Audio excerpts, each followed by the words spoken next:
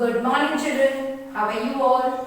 We will continue with chapter number 10, Reaching the Age of Adolescence, session number 2. In last sessions children, we have discussed about what is adolescence, then we have discussed about puberty, changing which are causing the different life form of adolescence, right children? So today we are going to discuss changes at puberty, right? Because this phase is coming in each and everyone's life from the age of 11 to 18 or 19 years of age.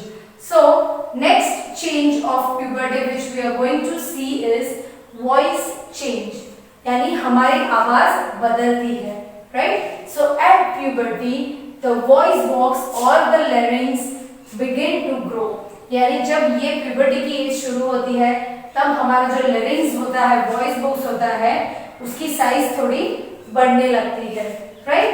Growing voice box in boys and protruding part of the throat called Adam's apple. आपने देखा होगा कि boys के अंदर जब voice box के size में change आता है, जैसे उनकी प्यूबर्टी की एज आती है तो वॉइस की आवाज में बहुत सारा डिफरेंस आता है, तब एक बल्जिंग जैसा नेक में हमें दिखाई देता है. So this bulging, right children, you can see here this type of bulging, it is called as Adam's apple. Okay, in growing boys this is called as Adam's apple, यानी एडम्स एप्पल जो है वो एक तरफ का जो bulging होता है और वो बॉयज में ही दिखाई देता है, गर्ल्स में वो दिखाई देता नहीं है. And suddenly the voice of boys changes as and how they are growing in puberty age. So in girls larynx is hardly visible, यानी गर्ल्स के अंदर जो है उसके अंदर larynx visible नहीं होता है, right? Then girls have a high pitched voice.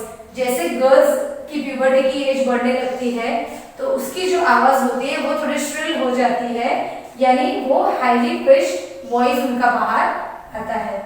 Boys have a deep voice, boys का जो आवाज होता है वो बहुत डीप और थिक होता है.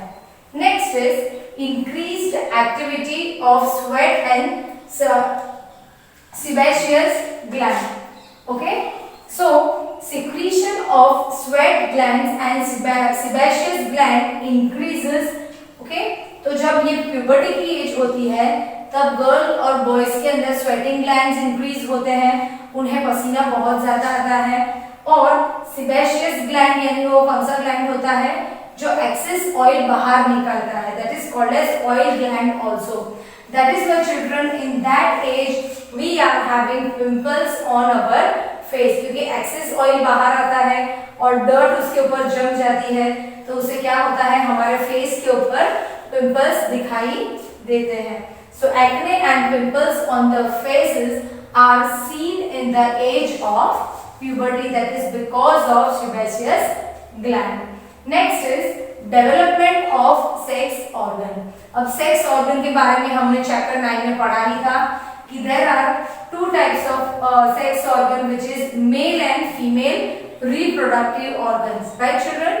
So male sex organs like the testes and penis develop completely, यानी जो मेल के अंदर रिप्रोडक्टिव पार्ट्स जो होते हैं टेस्टिस और पेनिस वो ये एज में डेवलप होने शुरू हो जाते हैं और कंप्लीटली डेवलप हो जाते हैं.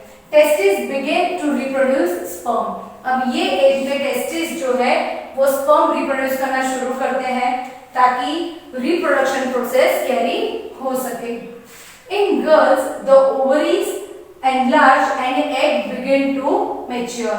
अब जब हमने फीमेल रिप्रोडक्टिव पार्ट के बारे में पढ़ा था तब उसके अंदर ओवरीज के बारे में पढ़ा था, ओव्यूल के बारे में पढ़ा था, ओवम ओवा के बारे में पढ़ा था.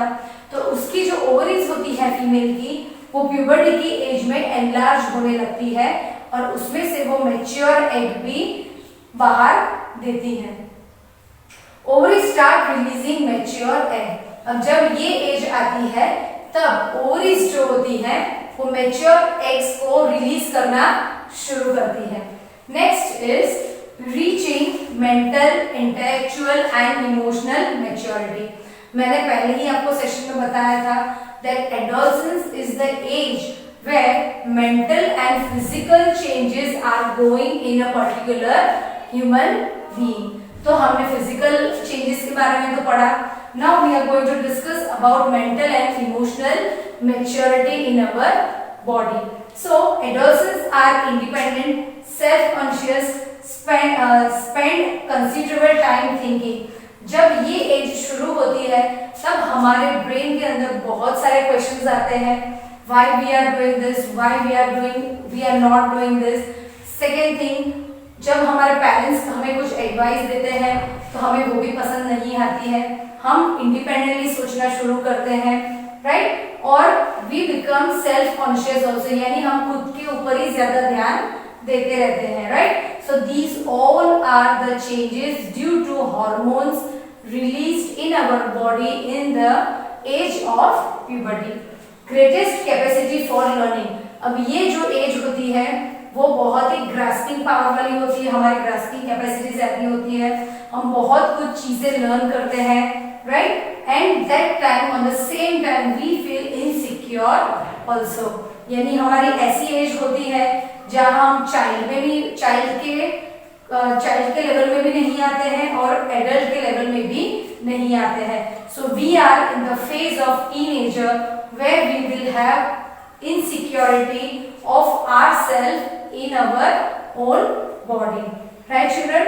तो आज हमने चेंजेस ऑफ प्यूबर्टी के बारे में पढ़ा, उसके अंदर हमने वॉइस चेंज के बारे में पढ़ा, increase activity of sweating and subconscious sebaceous glands के बारे में पढ़ा, डेवलपमेंट ऑफ सेक्स ऑर्गन्स के बारे में पढ़ा। Because if the sex organs are developed children then only the process of reproduction can be carried out. Further हम reproductive parts के बारे में पढ़ेंगे। Thank you and have a nice day children.